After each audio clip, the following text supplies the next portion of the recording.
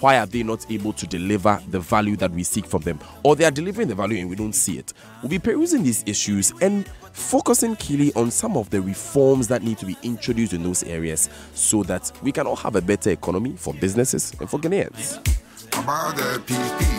So beyond these, we will spotlight, like I said, the reform progress or its lack at the institutions, and these institutions, of course, are the ports, the GRA, the Registrar General's Department, and the commercial courts. We'll also educate and empower the Ghanaian public, that's you and I, on how the reforms can benefit us all. And then we would provide guidance on the responsibility of all stakeholders, including the general public, towards a behavioral change, very key, that would help make these reforms successful. For instance, if there's a website that you're supposed to register your business with and it's working, there's no need for you to drive to the Registrar General's Department and queue. That is an attitude that is your fault, excuse me. So this is really what Beep is all about. I mean, Profits in Progress, which is the vehicle of Beep, is all about. And with me here in the studio are the people who are making it happen. The CEO of the Private Enterprises Federation, Nanose Bonsu, is here. The director of ISE, the Institute for Statistical, Social and Economic Research of the University of Ghana, Legon, Professor Felix Asante is here. And a senior research fellow at the Institute of Economic Affairs, associate professor at the University of Ghana, Professor Osei Isibe is here, and the project lead of Profits in Progress and head of thought leadership here at the Multimedia Group Limited, Inshira Ado, is also here. Gentlemen, welcome. Thank you. Thank you. Good morning. Good morning. Good morning. Hope we are all having a very fine morning. So far, so good. Awesome. It's going to get even better with the conversation we're going to have. I want to begin with you, Nanose Bonsu, on really a brief overview. So what I did was just a snapshot. What my limited knowledge of the English language and this program can allow me. Limited indeed. But give us the general overview of what Beep is all about. I like the preceding music before you started talking. If the country is going to be well, we all have to chip in and make it well. Of course. And the same thing applies to the institutions that are responsible for making things happen, especially in the business environment. And they've done things, but not as much efficiently as it should be. So what had been the support from DFID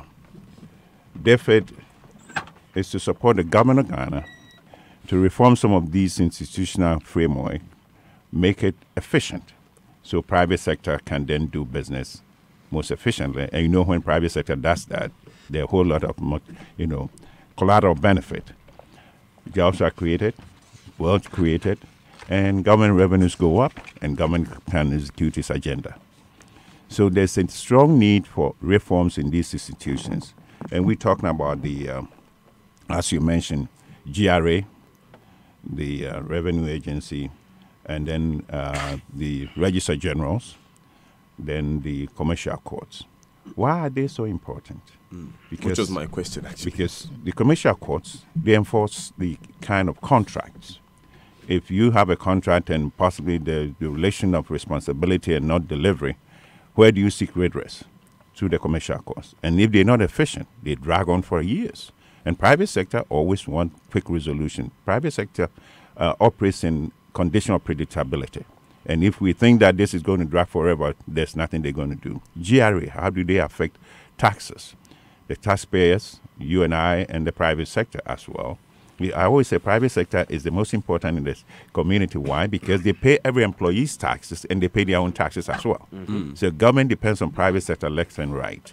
So if we're talking about, but the institutions, how can we empower them? I'll go back to the president's statement about Ghana being the best destination for doing business. Is it really best destination? No. Ghana being the destination for doing best business. That's what I want to say it. Best business, proper business. So we have to make sure that these institutions are reformed to become efficient and deliver to the private sector.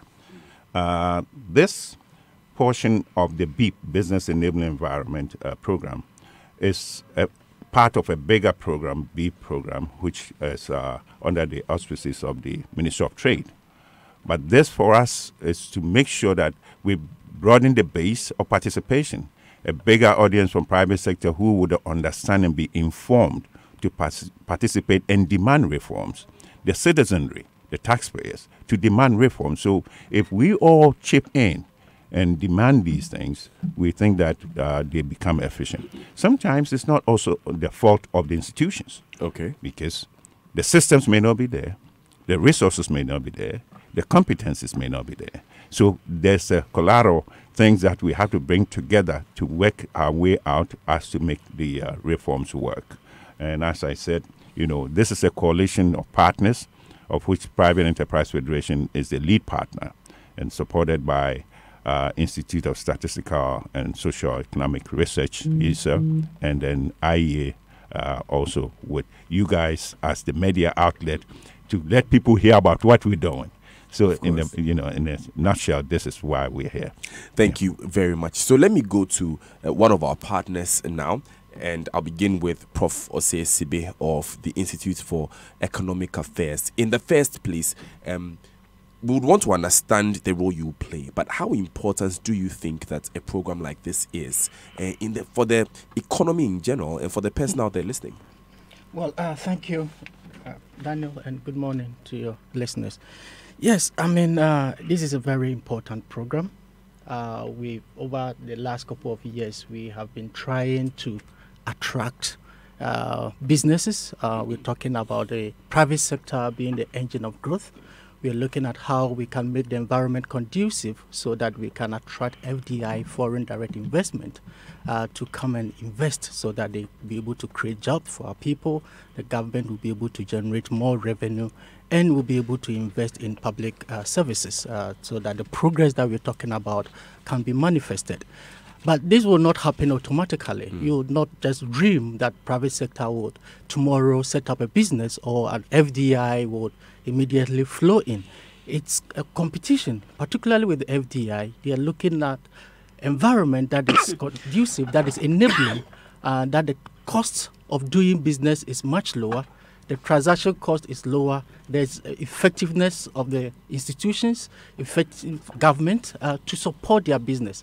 And so the key determinant of private sector performing or FDI inflows has always been the regulatory environment that they operate in. Okay. And therefore, we are looking at how do we improve on our regulatory environment. If you look at the World Bank Ease of Doing Business, we realize that although Ghana have chalked some significant progress, the progress has been very slow. We still lag behind countries like Cote d'Ivoire, Senegal, Rwanda, and others. And so we are not able to attract the needed foreign direct investment and also generate private sector to unleash their potential in terms of contributing to this economy. And that will mean that we have to look at how we can improve on our business enabling environment, and be it the institutions, the duty bearers that are supposed to deliver some key services to support the private sector, so that the private sector doing business will be seamless. Of course. Yeah. So the cost of doing business will be lower. For example, you want to register your business, it shouldn't take you more than 4 or 5 days to do that, and the cost involved should be much lower. You want to clear your goods from the airport, you shouldn't have to go through struggle because it adds to your cost of doing business. Exactly. Or you have a commercial litigation. You want to a quicker resolution of commercial disputes. You take it to court, and if you don't take care, it runs into years. You never get settlement. And that increases your cost of doing business. So when that happens, it becomes this incentive for people to even start business or to put up business for it to do well. And so you see businesses starting, but in no time they fold up or they move to other countries and all of that. So we are looking at essentially how do we improve the business environment?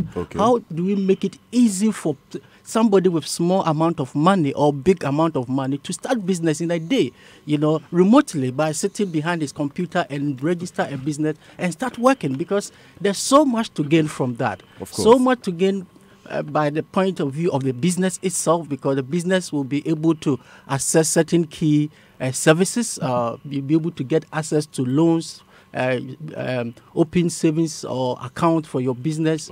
You will be able to get social security for your workers and all of that. And for the point of government, it is good because we're talking about an informal sector.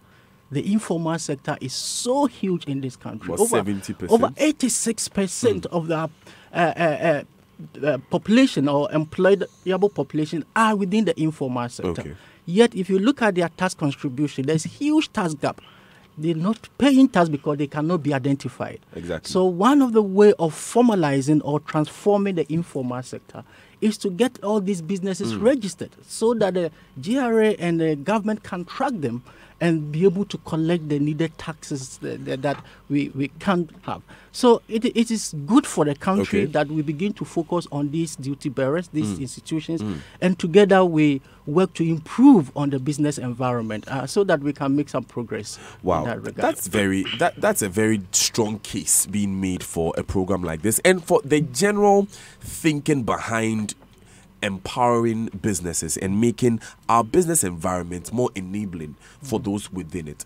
So what will the IEA particularly be doing as part of this program or this project? Well, I mean, representing IEA as a fellow, the IEA is actually looking at, IEA believes in evidence-based advocacy, where research-informed advocacy, so that we don't just make a case, that we believe that for every advocacy that you have to do, it has to be based on hard facts and evidence, so that you can make a compelling case for the duty bearers and for the end users and for everybody.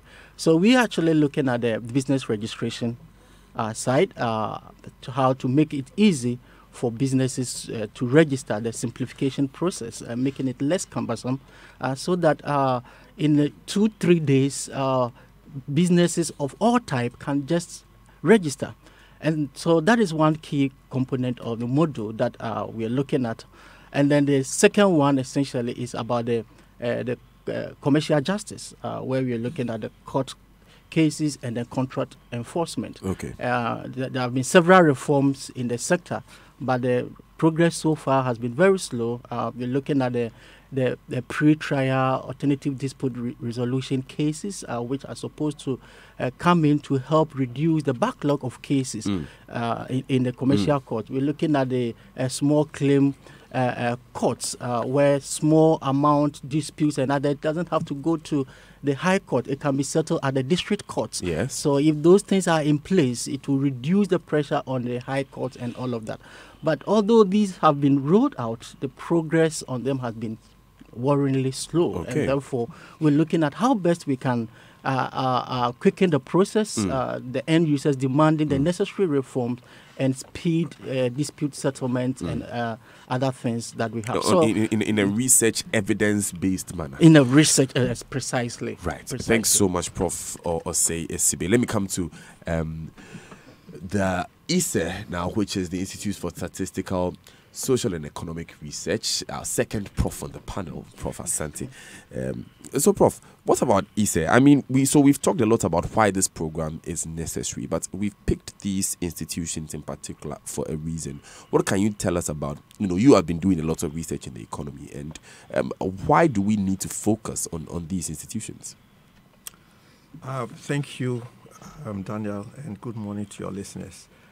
The business enabling environment is very key for the level of development in which we find ourselves, a lower middle income economy. The president is pushing for Ghana Beyond Aid. So you can have the best institutions and best arrangements, but if those who are supposed to assess it are having problems, very, very difficult for you to make progress. So for ISE's role in this is very, very key. We've been doing quite a lot of public policy, action-oriented research to inform government and decision makers in the country, and also to inform the private sector. So we are hoping that our role in this will move one step forward in doing the hardcore research and move into more operations research. And we are hoping that the feedback of this study will influence policy. And we hope that there will be a change in institutions and also the behavior of the citizenry. Right. Prof. Felix Asante there, going straight into hardcore research. Of course, it's an institute of research, so we expect to see a lot of enriched data from your organization, which we trust you for. It's 24 minutes past 9. Before I come back to Nano Sebonsu, Prof has one more comments to make on this. Yes, matter. for ISA, we are looking at two. The BIP involves 4 sectors. Yes, so you take the other two. So we are looking at the whole area of tax administration. Okay. And here we want to look at the efficiency and the equity in the tax administration. And also, we know there's introduction of computerized system in the tax administration, try to understand the bottlenecks and propose the way forward. The second area that we'll be looking at is the paperless customs clearance. This was an initiative that was rolled out in 2017. Yes, we've seen progress in terms of revenue mobilized from our port. We know there are bottlenecks, and we are hoping that through this we'll be able to reduce the bottlenecks to a minimum. And also, at the end of the day, the tax administration, the paperless, the idea is to raise as much revenue for the country. And this is very key, because when you look at our revenue to GDP ratio, it's not something interesting, especially after the rebasing. So we need to make sure that we improve upon the tax collection system, make it more efficient, reduce bottlenecks, and make sure that it's a win-win for the country. I remember the Finance Minister, Ken Ofori-Atta, dedicated an entire section of the 2019 budget to reforms within the tax administration and the tax collection space. And you find a section of the NAPCO recruits being dedicated to collecting revenue, making sure that the GRA is more efficient. So this is already something that there is a lot of attention on. But I love this concept, Insura, because it helps us to focus on keeping track, keeping these institutions accountable, and also helping them in places that, honestly, they are powerless to help about. For us here at the Multimedia Group, we know we are talkative. And indeed, we've talked about this on several of our conversations on the morning show. It's made the news. We're often quick to draw parallels from other jurisdictions. I mean, lately, the one that has been very popular has been that you can get your business up and running within a couple of hours if you were in Rwanda. And it's good. If businesses can get up and running quickly, it means that people can get employed quickly.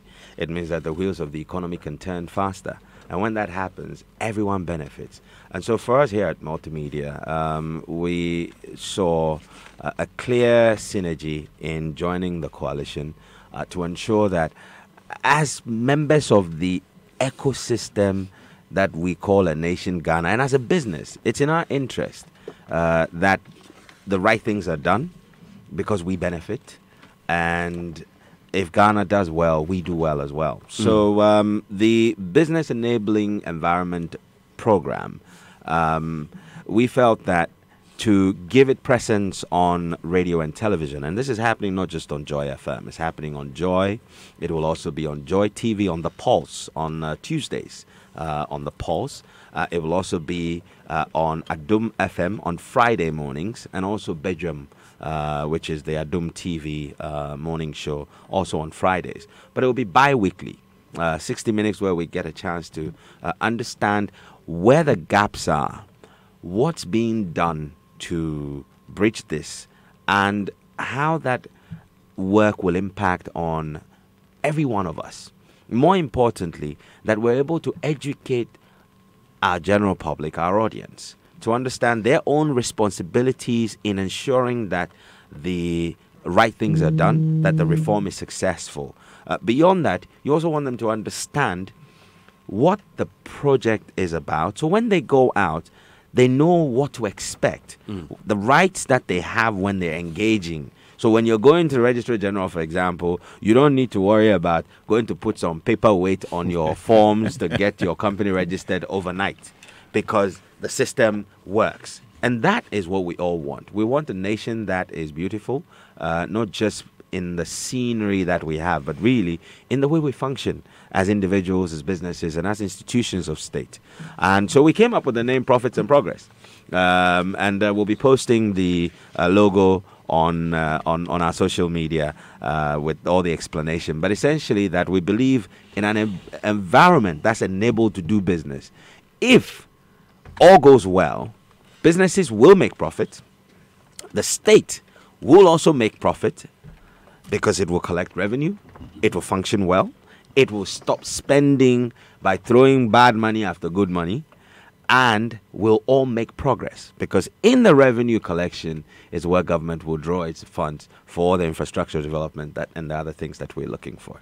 So we're very proud to be a part of this. And I think that every other Wednesday on the morning show, we'll be bringing, stories of people's experiences. We'll be bringing out the research findings from ISA and IEA, and really looking at how is paperless working at the port.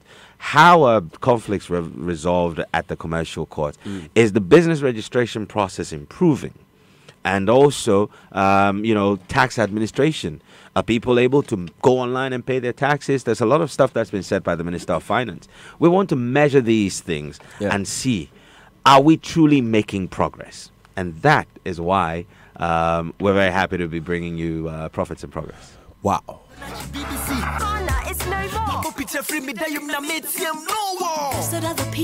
9:30. You're on the Super Morning Show on Joy 99.7 FM. That was Inshira Ado, Project Lead, Profits and Progress, and Head of Thought Leadership here at the Multimedia Group Limited. Earlier you heard Nanose Bonsu, CEO, Private Enterprises Foundation, Professor Felix Asante, Director at the Institute for Social, Statistical and Economic Research, and of course Prof. Eriko Sibe, Senior Research Fellow at the Institute for Economic Affairs, Associate Professor, University of Ghana. It's still live here on the Super Morning Show on Joy 99.7 FM. And the tune you're hearing in the background is our sick tune, the one that's Nanose Bonsu enjoy so well. So whenever you hear this song on the Super Morning Show on a Wednesday morning, you should know it's time for Profit and Progress. We'll take these important messages. When we come back, there's more. Stay with us. Hi, Kojo. Chala, where are you coming from?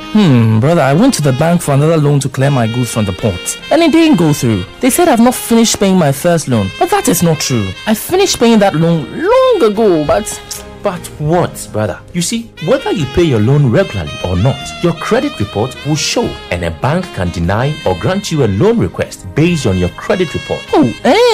Yes. That is why every borrower needs to check his or her credit report at least once a year to ensure their loan records are accurate. Don't lose guard. Check your loan report from a credit reference bureau today. A good credit report ensures better access to cash tomorrow. This message was brought to you by the World Bank Group and IFC in partnership with the Bank of Ghana and support from the State Secretariat for Economic Affairs, SECO.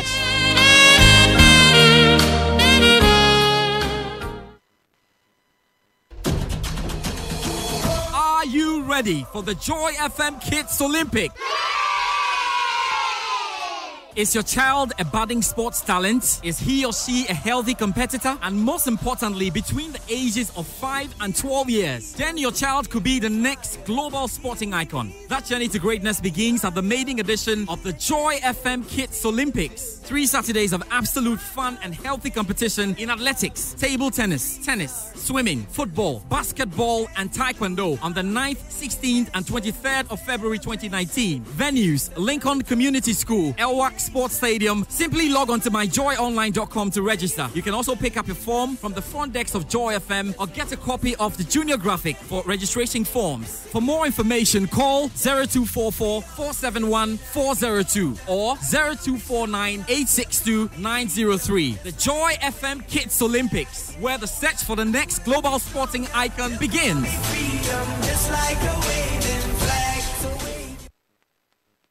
There is no force equal to a woman determined to rise. Glitz Africa presents the 4th annual Ghana Women of the Year Honors, a night to celebrate Ghanaian women excelling in different fields of endeavor and making Africa proud. The areas for this year's awards include Entrepreneur of the Year, Corporate Personality of the Year, the Inspirational Icon Award, Media Personality, Health Advocacy, the Young Star, the Star Power Africa Award, the Fashion Force Award, the Lifetime Achievement Award, the Governance Award, the Music Personality Award, the Film/Theater Actress of the Year, the Woman of Courage Award, the Expatriate of the Year, the Woman of the Year, and the Woman of the Year Diaspora. Send the names of your nominees per category and submission essays to Women of the Year at glitzafrica.com. The Ghana Women of the Year Honors. Women inspiring women.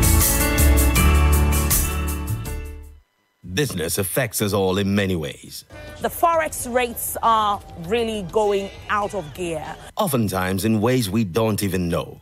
Here at Abossey-Okai, what they indicate is that, well, their profits are fast eroding. And if nothing is done about it, several of them could lay off certain workers that work with them or probably even close their shops. Business Journal takes you beyond the numbers and connects you to the lives behind the stories.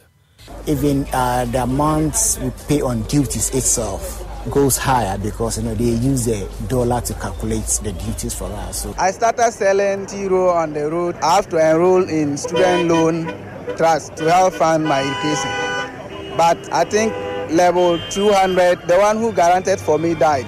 So my student's loan was cut off. Business Journal every Friday on the Joy Business Report at 6:15 a.m. and 1 p.m. Every high school student is a patron of the good old metallic box, Trunk. Don't miss the Business Journal. It's everybody's business. February, the month of love, is here, and your superstation, Joy 99.7 FM, presents The Love Ride.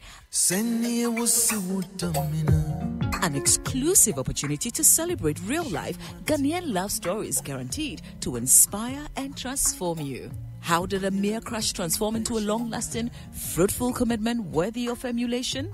Join the Apostle General of the Royal Health Chapel, Reverend Sam Kranchiankra, Reverend Azigiza Jr., Reggie Rockstone, Ochiame Kwame, Prior Tetia and their spouses, and many others on our Love Ride from the 6th to the 13th of February as they present exclusive insight into their love lives and marriages. Don't miss these revealing insights on our Love Ride this Valentine, only on Joy 99.7 FM. Stay tuned in to your superstation with your questions, comments, and experiences. And win an exciting romantic Valentine dinner with our celebrated couples on the 14th of February 2019. The Love Ride. Come take a ride with us on this journey of love.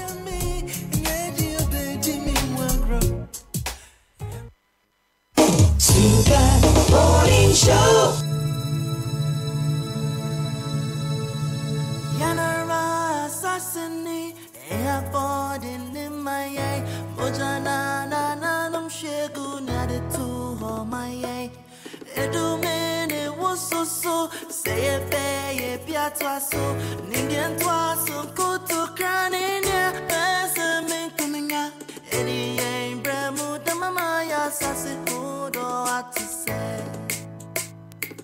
Oh, my no, oh, my no. Yes, and I say, oh, my full private jet. Oh, my no. Yes, and I say, we go. Okay, this is my motherland. 22 minutes to the top of the hour here on the Super Morning Show on Joy 99.7 FM. I am Daniel Dazi. Thanks for staying with us. This is Profits and Progress, which you'll be hearing on your airwaves every 2 weeks on Wednesday mornings. Profits and Progress is the vehicle for the Business Environment Enablement Project, which is led by the Private Enterprises Foundation and, of course, with support from the Institute for Statistical, Social and Economic Research and Institute for Economic Affairs, and of course the Multimedia Group Limited.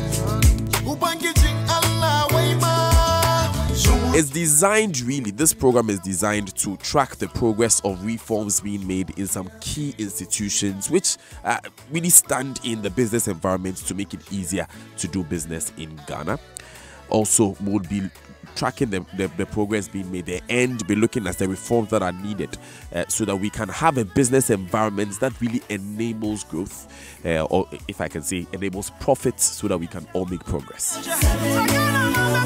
So far, we've talked a bit about the program itself, the project that we are doing. We are now going to take a closer look at some of these institutions and how they interact with businesses as we know them now. Gonna get it married, keep the love strong. But before I do any of that, if you're a real super football fan, this is your chance to see your favorite teams go head-to-head live in their home stadia in the UK. Open a Barclays Ultimate account, maintain a balance of at least 500 Ghana cedis and swipe to make payments with your Barclays card as often as you can to win an all-expenses-paid trip to the UK to watch your favorite teams go head-to-head live. You can also win a stadium experience in our local Superfan penthouse and take away exciting home items and your favorite team souvenirs. From the big six, you stood. Don't miss out on your chance to experience football the way it was meant to be experienced live with Barclays. Visit our Facebook and Twitter for more information. Terms and conditions apply. Barclays, part of the Absa family. Do you know that fire insurance for public places such as hospitals, schools, restaurants, fuel and gas stations, the list goes on, are compulsory, just like motor insurance? Speak to J&J Insurance Brokers, the insurance professionals, for advice. Be a good citizen by obeying the laws of Mother Ghana. J&J Insurance Brokers, negotiating a great insurance business. A deal, is our business. Call Dr. Gideon Amenyedo, the senior insurance consultant, now on 0244 333 335 or 0504 333 335. It's all about a peace. I'll begin this time again by speaking to Nana Osei-Bonsu. So when we look at these organizations, Registrar General's departments, the commercial courts and what have you, what really is their role and how key are they when it comes to the business environment? And let's talk a bit about their performance as well. At the moment, is the business community that's satisfied with what they're seeing? Not at all. Not at all, in the sense that these are critical institutions that will provide the necessary services for businesses to thrive. And as you said, the enabling environment, it should be efficient. So businesses are demanding reforms. But unfortunately, a greater percentage of the private sector businesses are not aware of these reforms. In Ghana, we take as you can get, but it shouldn't be that way. How do we together get an idea to push and demand reforms to the point where we will meet the president's expectation of Ghana being the destination of best business? The Registrar Generals, that's where it starts from, to register your business. And I think my partners will delve deeply into it when they talk about what is there and what is not. So if I'm going to register my business, I have impediments, and we have some guru boys demanding excesses and other ways. How do we reform the system that it can run flawlessly, efficiently on its own without any encumbrances from others? Taxes. It's obligation of everybody to pay taxes.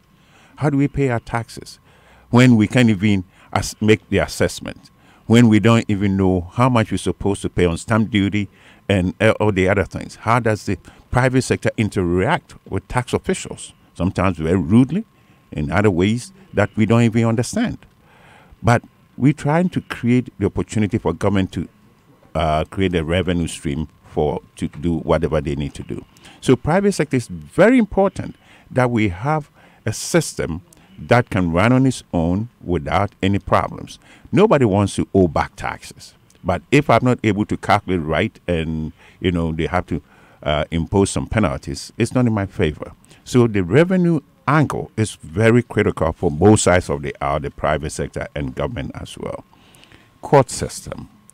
In the commercial courts, and I'm restricting to the commercial courts, they're supposed to employ arbitration process where there's speedy reaction or speedy resolution of issues.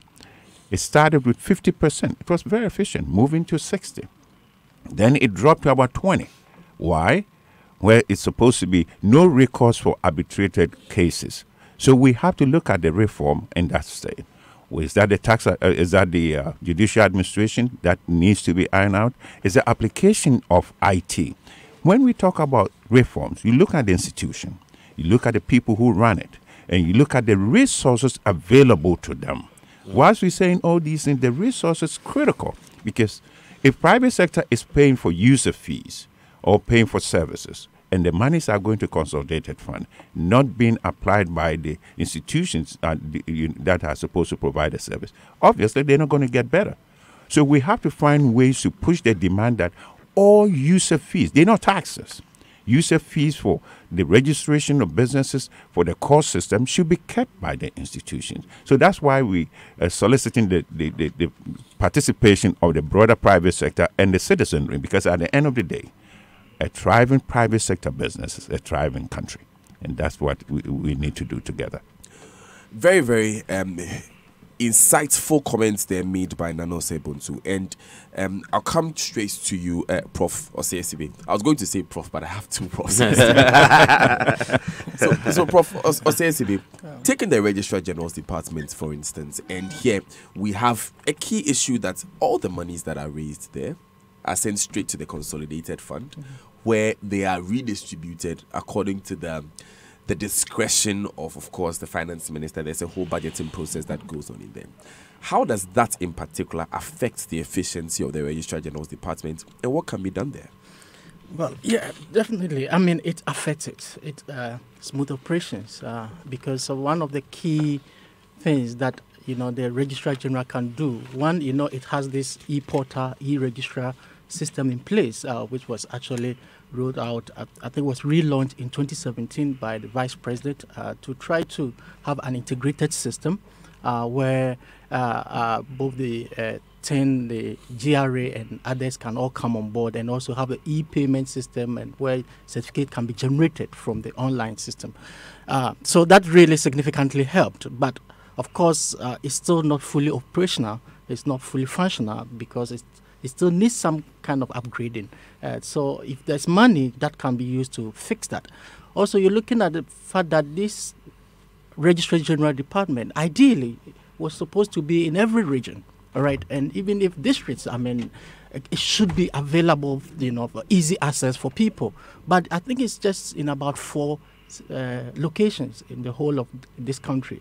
And so decentralization, you're looking at how do we open offices, in all these regions that will be equipped with highly competent officials with the very high vintage equipment to be able to register businesses wherever that they are.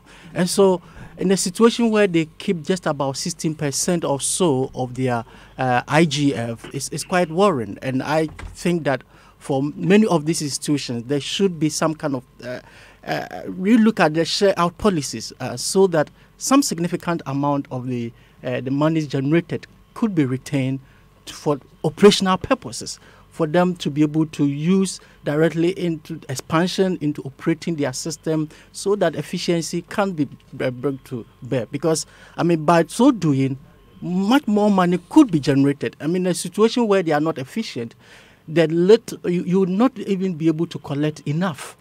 But if they are efficient, the amount of money that comes in will just be enough for government and for other organizations and agencies. So I'm looking at a way that they will be very well resourced. The competency of the officials will be improved. That is capacity to deliver is key in this process. And then also making sure that the right things are done, because believe you me, sometimes some of the workers themselves, impede these reforms. Yes, they stand in the way. They resist some of these reforms because, in a way, it's like taking away their money or something that they get extra source of income. And therefore, if there's not straight supervision and enforcement and monitoring and evaluation processes in place, you roll out all these fine policies and reforms, but will never see the light of day. Now, this issue about the public sector or the civil service being resource strapped, if I can use that expression, Prof. Asante, it seems to apply to every aspect of the civil service or the public sector. And some would assume that for an institution like GRA, they won't have that problem. But if you look, for instance, at the mode in which we pay our taxes and how heavily dependent we are on paper as opposed to technology, you realize that there are still a lot of reforms in there that need to be applied. Yeah, I certainly agree with you. You mentioned earlier that in the Minister for Finance budget statement, he indicated the use of NABCOP to go out and pick. Yes, that is good for the short term, but it's not sustainable.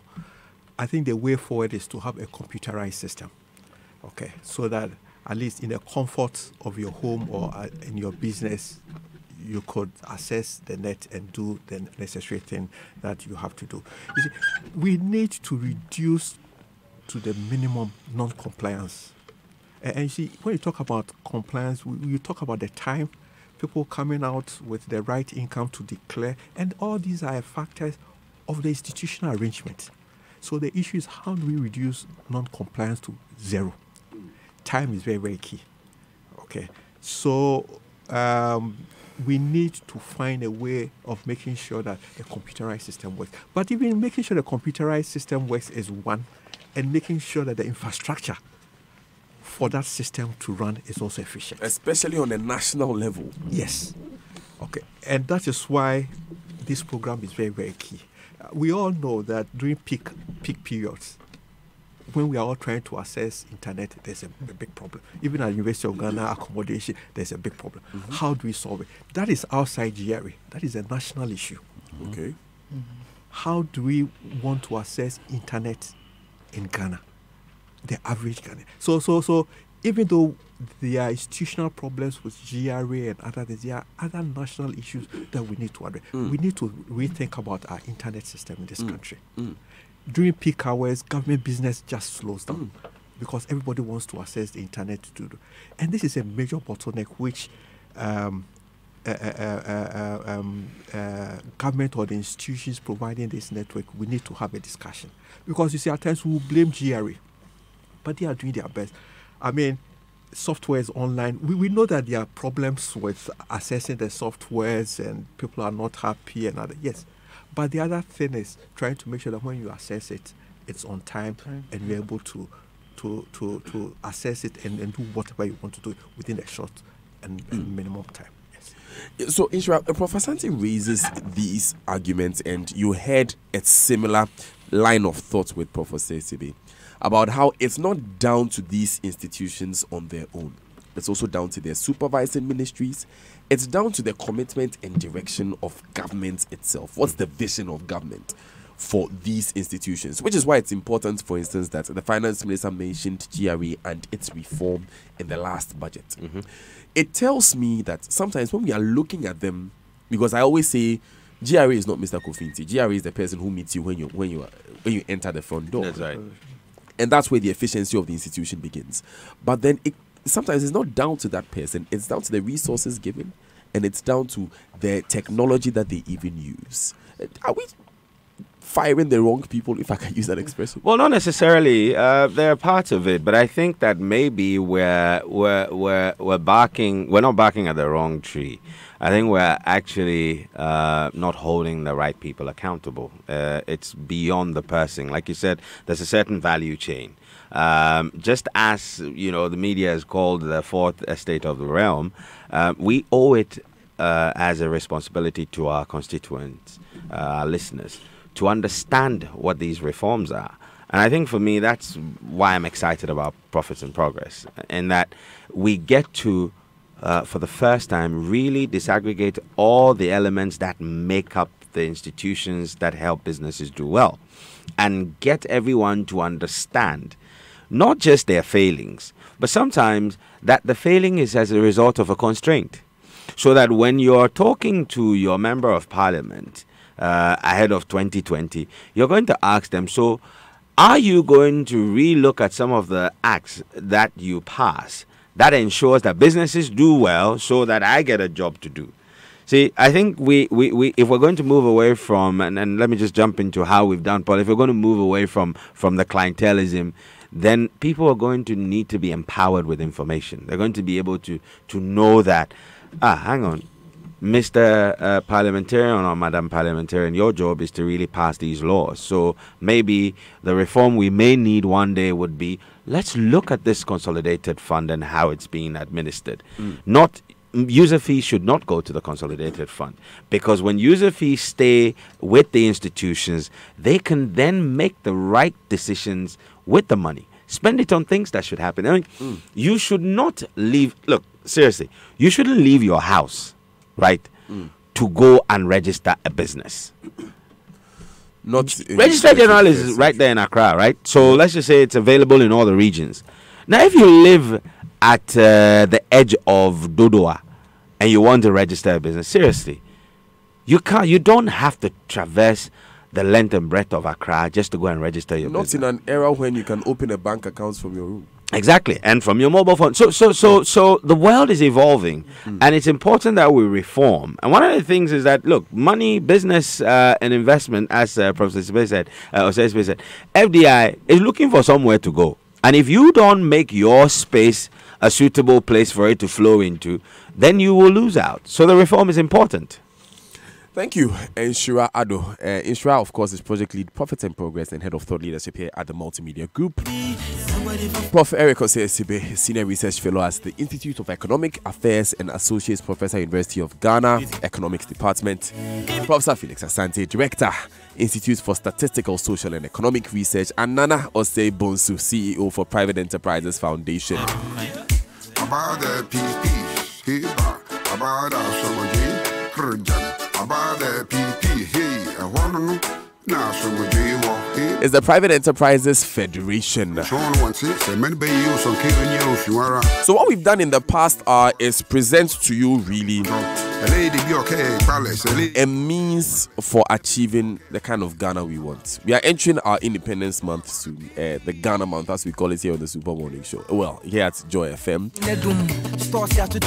And really, if we want a certain kind of Ghana, it's about time that we begin looking at the things that we have to change now and doing practically the things that must be done. One of the foremost examples that we use when we are comparing Ghana to a country like Rwanda is registering a business. It's one of the, when you're in Rwanda, you can do this. Why can't we change it here? That is what Profit and Progress is about.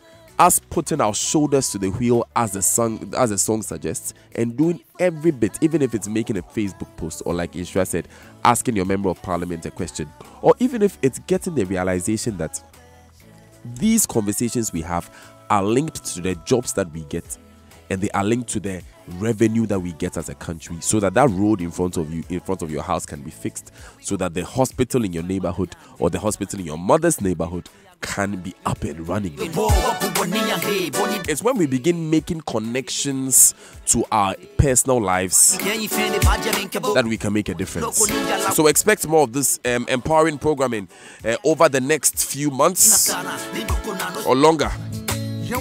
But that's it for today's Super Morning Show on Joy 99.7 FM. Due to our limited time, I'll give Nana Osei-Bonsu the final words, since they are the lead partners for the program, and then we leave. Thank you. I think the essence of the program is to create a well-informed citizenry and private sector to demand reforms, participate in the reform agenda. Because let me give you one example. If in the judiciary, if there's a case and it's already resolved like we did the parliamentary election cases, quick resolution, people think it's the fault of maybe bribery or the judiciary. But the length of time it takes from the police before it enters judiciary, nobody knows. So these are some of the reforms we got to put in place. And as Prof indicated, every private sector compliance costs money. I have to have an employee to be assigned to that responsibility, or I have to spend some time away from the business to perform that compliance. So there's a need for reforms that is engaging the private sector. When we talk about investments, we talk not only FDIs, domestic private investors. They are all around, but they don't want to bring their monies in because of these, encumbrances and difficulties and all. So if we want to be the top off, as we're starting to now progress in the world ranking of doing business, we should progress with in speedy action. But what I really want to communicate out is domestic private sector or private sector players to create and demand reforms. Ask why they cannot do it in 2 days. The kind of service charters they have, they say 3 days. Why 3 days? Maybe 42 hours, maybe 24 hours. So we're now reviewing the service charters of most of these institutions. We're going to come back with another program. As of now, I fly from here to Tamale, talking about taxes. Some taxes on SMEs, when they pay them, they don't get receipts. Who accounts for that? So these are some of the things that we have to bring across board. So at least the private sector people know their rights, and the institutions also know their obligations. Okay. And then together we can create a reform agenda. Thank you very much, Nana Osei Bonsu, for joining us. He's the CEO of the Private Enterprises Federation, Professor Osei Sibe with IEA, Professor Felix Asante with ISA, and Inshira Ado with the Multimedia Group Limited. This has been Profits and Progress on the Super Morning Show on Joy 99.7 FM. Expect us in 2 weeks exactly. I'm handing you over to Mama V Oswa Bwaji because this is all we have by way of the Super Morning Show this morning. Mama V has the news on top of the hour. And coming up, Minority in Parliament demands dismissal of the IGP and Minister of State in charge of